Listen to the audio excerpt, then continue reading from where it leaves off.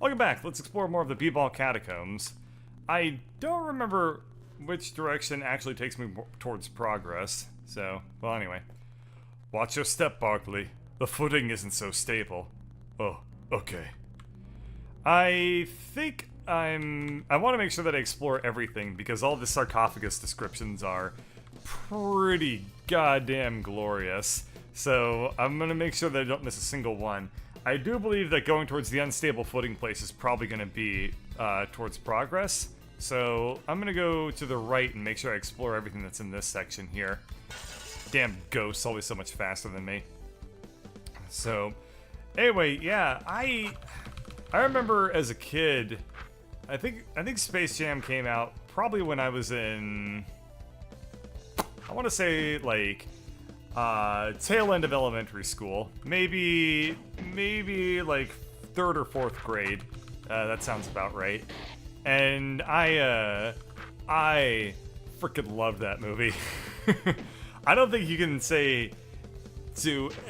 I don't think there's a 90s kid alive on the face of the earth right now that if you want to like get right to the soul of their childhood, just talk to them about Space Jam, because Space Jam absolutely is one of the most defining things I remember from my like elementary school. That stupid I believe I can fly song. Everybody knew it. What is the statue? It's not a statue, Barkley. It's a canopic urn filled with the entrails of one of the prehistoric ballers. The early ballers believed that if they put their internal organs in urns after death, their souls would find rest in the B-Ball dimension. That's a ridiculous thing to believe. You have to remember that the early ballers were primitive peoples that used the gods to explain life and natural phenomenon. For example, one inscription states that the ancient B-Ball players believed that thunder was a result of the gods playing basketball in the sky. I wonder what Cliff Spaeth would say about that. I do not know.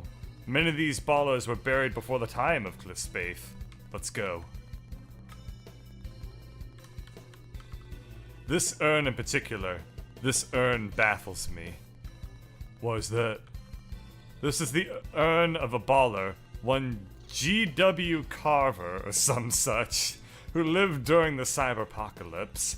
Now that's nothing out of the ordinary. There were hundreds, if not thousands, of ballers then, but one particularly interesting inscription on the urn reads, "Slammed for the cycle of 100 suns." What's so interesting about that? This man lived in the era of the cyberpocalypse, Barkley.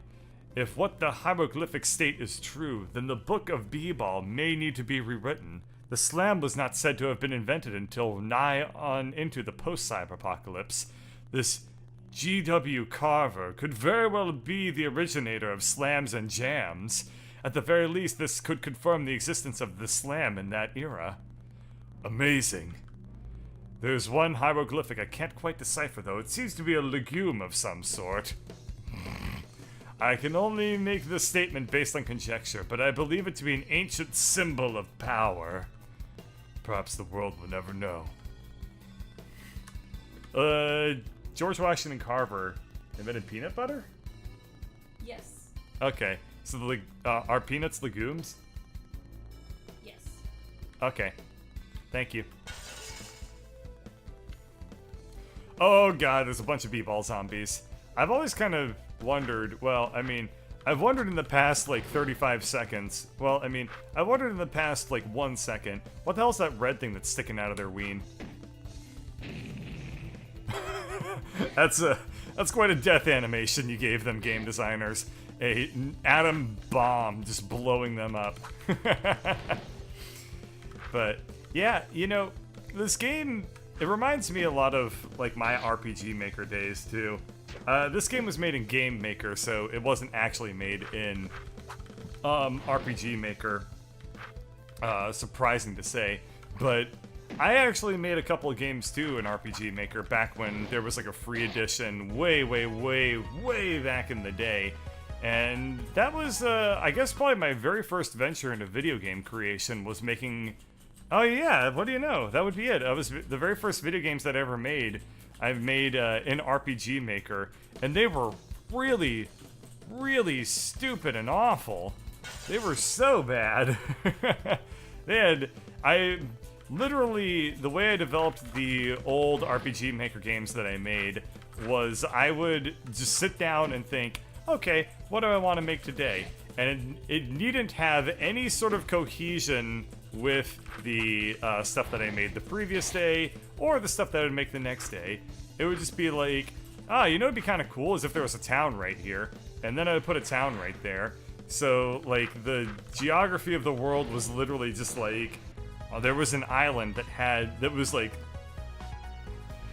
towns located probably, I would say, there'd be a town and then like 2 meadow tiles, then like another town, then 2 meadow tiles, then a cave, and the island was a rectangle, and you could just walk in a straight line through the game. I managed to make an RPG and turn it into a rail shooter, practically. Let's see, what is this thing? Got 3 ecto coolers. I need to actually heal up. I think that, yeah, okay, so I have VP, which are vitality points, and the ecto coolers will heal me. So I have 6 of them. That should be enough to get through this section without dying, but we'll see. This section is, in my mind, actually pretty easy to lose in. And I haven't saved recently, so I should probably do that before I get too much further. Another nice thing about this game is that it's not like Final Fantasy in that you have to grind if you get stuck. It has Earthbound style combat situations, as you've seen so far, where you find stuff in the overworld and you fight those things, and there's a limited pool of them. I definitely prefer that. I prefer games that have a very, I don't know. If a game is going to be linear, like an RPG, it should be that you don't have to repeat anything to do it. You shouldn't ever have to grind in a linear game, as far as I'm concerned. If you do have to grind, then it's a shitty game. And I understand that like Final Fantasy kind of comes from this tradition where the game itself was actually pretty short, but people, like parents would be like, I want to buy you a new video game, you gotta use the old one. So I just bought you an old game, play that again. Like, so what a lot of people would do is they would, in the old days, it was actually like, really, really important to know exactly how long a game was before you bought it, because that would be a way to keep your parents, like, to tell your parents, like, oh man, if you buy me this game, it's gonna be like 100 hours long, so I won't be playing any more video games, or you won't have to buy me any more video games for a little while. And the way that they got those old NES games and SNES games to be 100 hours long is that they made them so you have to grind through 80% of the game. If you could just sail through, like, I don't know, Final Fantasy IV, if you could just go through it without ever having to stop and replay sections over and over again to get good items or get experience, then it would be probably like a 25-hour game. And instead it's like a 60-hour game where you're just redoing the same sections over and over to try and get the that was a chicken do. Is that a combination of chicken and... Oh god, it's the dew of a chicken fry. It does a revival, and it also recovers my hit points to maximum. That's pretty damn gross. I think there's a puzzle over here, too. Oh, I hate these things. These things are awful. You can never solve them as a kid. I'm not going to be able to solve it as an adult. This contraption intrigues me. I have yet to find out what its purpose is. Looks like one of those spinning globes, only a B-ball instead. I wonder if it still spins. Huh? Did you see that? It appears to be some kind of ancient device. Turning the B-ball seems to shift the tiles below. I don't got time for shifting tiles, pal. May lead to valuable treasure. Treasure? Like the forbidden dunk texts? Nothing is certain, but if we manage to solve this conundrum, we may reveal ancient baller possessions. Alright, so let's see if I can solve this thing. Christ, I'm so bad at these puzzles. I am absolutely terrible at them. We can solve them with an algorithm. And what that algorithm is, couldn't tell you, bro. Couldn't tell you. Okay, so this one's out of place. But I think I might have just done it. This looks actually fairly promising here. Okay, so this is mostly done. And then, solved it! It's also a 3x3, which is like the stupid easy version of these puzzles. Did you hear that? A tile below seemed to pop up. It's Gatorade gum. Got one Gatorade gums. Wow, I thought this gum was only a myth. This is certainly a great find, Barkley. Alright, I've had enough of this room. I concur. We need to go further on. What the hell does Gatorade gum do? Permanent plus 25 hit points. Hang on to that for a little while. That'll be incredibly useful later on. But we'll wait a little bit before we increase our hit points by 25. The reason being is that both these characters, if I remember, have a pretty reasonable assortment of hit points towards the end, and we don't need to futz with them very much. Other characters will need the hit points very badly, though. All right, let's see if I can change the ultimate Hellbane's bling to be Bapes. I wonder if I can give him Maureen's ring. I can. That's a little bit interesting. We'll give him the Bapes because those are better than the sunglasses. And there's also a jacket that I can wear. Oh god, I talked to the pump. Let's just save real quick. Okay, and if I think I can give him a jacket. Yeah, there we are.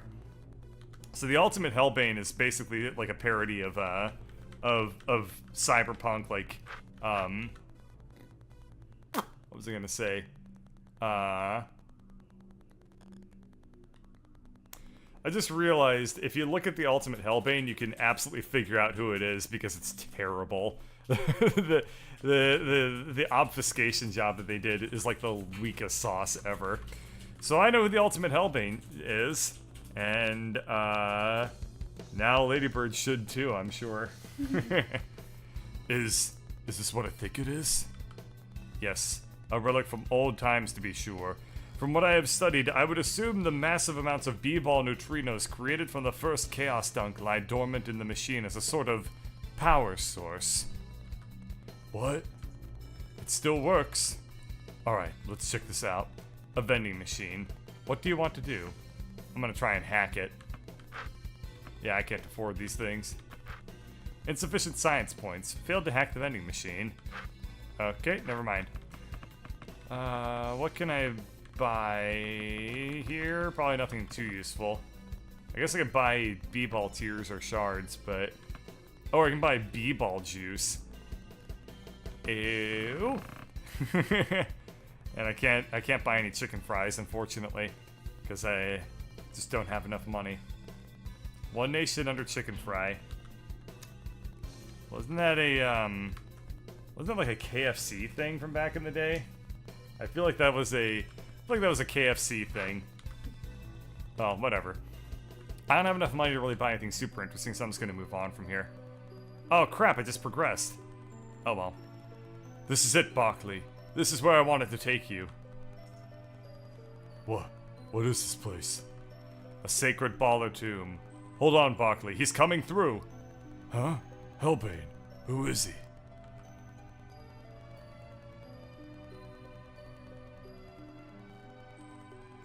Huh? This is the tomb of my great-grandfather, LeBron James. Ultimate Hellbane. That means you're... Yes, that's right. I'm Balthios. Why? Why did you tell me, Balthios? If I had known... I didn't think you could handle it, Barkley. People say I'm Blood-Moses, that I'm a terrorist and a murderer. I couldn't let my best friend think that of me, but that's not why I brought you here. I want you to meet my great-grandfather. Alright then. Charles. LeBron, what? What happened? I haven't seen you since the Purge. That That seems so long ago, Charles. I don't have much time left. I can feel the doors of the B-Ball dimension slowly closing, so I must speak quickly. Listen carefully, Barkley. I will only be able to tell you this once. Okay, LeBron. Dark forces are at foot, Charles. The terrorist organization B.L.O.D.M.O.S.E.S has some sort of power, something I can't quite explain. I am not sure of the nature of this power, but I am certain it is profoundly powerful, more powerful than anything this world has ever experienced. You recall the Space Jam, don't you, Barkley? The Space Jam? What's that got to do with it? I cannot be certain, Charles, but I believe that B.L.O.D.M.O.S.E.S has obtained the ultimate B-Ball. The ball that you and the 4 other ballers were trapped in, and are using it too. I'm not sure. Barkley, I cannot understand the purposes of a madman, but I can only see evil coming of it. But the ultimate B-Ball lost its powers when Jordan won the Space Jam. That is what I believed as well. It seems, though, that some of your power was trapped inside the ball and grew over time. Grew to a point that even the Chaos Dunk is usable. Barkley, if there are madmen out there with the ability to use the Chaos Dunk, think of all the people at risk. Think of all the people that have already died because of them. Manhattan is destroyed. No, I vowed long ago that nobody would ever suffer another Chaos Dunk. Something has to be done. Anything. But LeBron, what can we do? My time is fading. I can no longer maintain the connection from the B-Ball dimension. Look to the cyber dwarf. Look to the cyber dwarf. Goodbye, LeBron. Barkley, I can hear rumbling. What the hell is that? Look out! Here comes a B-Ball monster! Balls! Oh shit, it's a boss fight. I was not ready for a boss fight. What happens if I run away from it? Can't run from battle. Oh shit, okay. Well, the unfortunate thing is I suspect that the game will actually prevent me from exploring the rest of the tomb if I beat this boss. So, I'm going to cut it here, reload the game, and we'll pick up the rest of the Catacombs next time, so I make sure that I can't, like, you know, miss any of the goodly content that this game is providing me. Anyway, take care, everybody.